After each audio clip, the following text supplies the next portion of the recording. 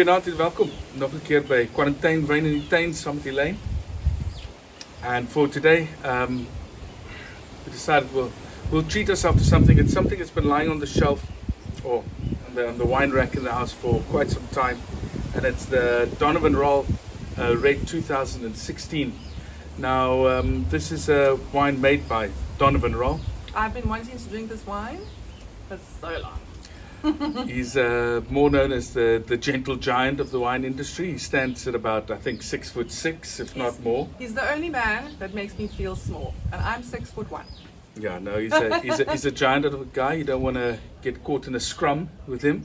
Not that he would ever scrum. And also just a shout out to him and his wife Carignan. Congratulations on welcoming the new baby part to the family, Noah. Yes, little Noah. So a little sister for Ava. And so for tonight, in celebrating the birth of his second daughter, New life. we'll drink the Rall Red 2016, which is mostly Syrah, but there's also some Cinsault, some Carignan, and from 2016, the vintage we're having, the first time there's a little bit of Grenache in there. Now, Donovan Rall doesn't own a wine cellar, so he makes wine at a few places. He makes wine at Vierberg on basically Helshoogte, just past Helshoogte. Also makes the wine for Clouds Estate, which is also on Helshoogte. But his Rall wines are all from the Swartland, and he's also one of the Swartland independent producers. Now, to be an independent producer from the Swartland, you actually have to adhere to a few rules. They've actually set up a list of values to follow in order just to keep the integrity of the wine from that region alive, and also to rejuvenate that region. Swartland has, well, up until a few years ago was known as the place of the co-ops, where farmers would grow the grapes and sell it off to the co-ops and get paid by weight. Nowadays they're far more driven on small parcels, looking after the grapes, making individual wines, but still trying to reflect the character of the Swartland. So for red wines, grape varieties, Syrah, Grenache, Mourvedre, Tinta Barocca, Pinotage, and so forth can be used. No Cabernet Sauvignon. On the white side, it's more Chenin, Grenache Blanc, Marsanne, Roussanne. It's almost like between a Rhone, use some Rhone varietals, a little bit Chateauneuf de Pape, but it's not the Bordeaux varietals that we get from Stellenbosch. With Stellenbosch is particularly well suited for Cabernet, and Hermanus or Himmel and Hart is particularly well suited for Pinot Noir. The Swartland focuses more on the Syrah side, Syrah, Grenache, and well done for doing that. They really rejuvenated that whole region.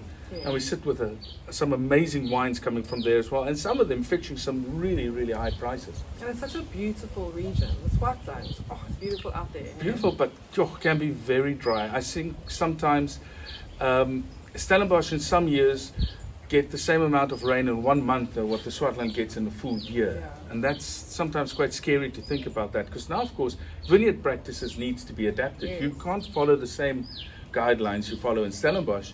You have to really look after the vines here. So a lot of the time it's mostly bush vines, spaced quite far apart, limiting the amount of bunches so that you can get those grapes perfectly ripe, grown in such a way to shelter as much from the sun, because there's a hell of a lot of sun that side as well. Now the wine itself, very dry, but beautiful dark fruit. There's like licorice and blackberries coming through.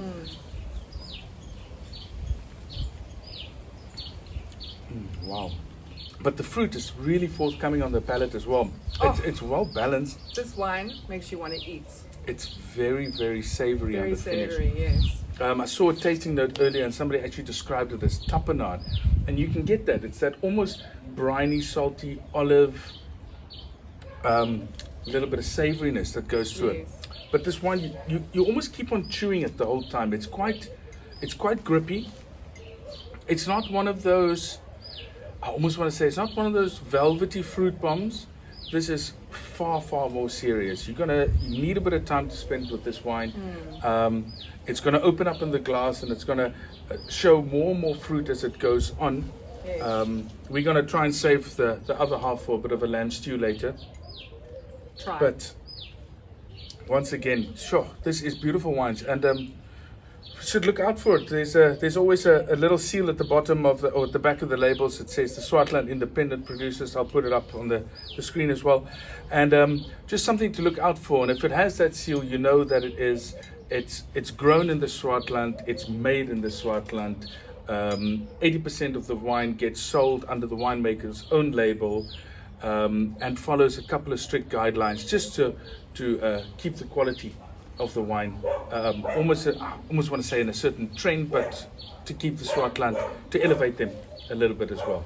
Yeah. So in the middle of lockdown, still in winter, although we had a bit of sun, it's nice and cool. Once again, thanks to Donovan for beautiful wine. Yeah. Congratulations on the little girl Noah. May she bring you years of joy. And you're probably going to have to make a wine and name it after her now, since her sister's got one already. And my niece's name is Noah as well, so I will buy a lot of that. Okay, so Donovan, first vintage is cheap, please. Cheap. All right. Guys, enjoy the wines while you have them. Stay safe during lockdown. I know we're still struggling to have a drink in a restaurant, so we sit and drink in the garden in the meantime. So for now, stay safe. Cheers.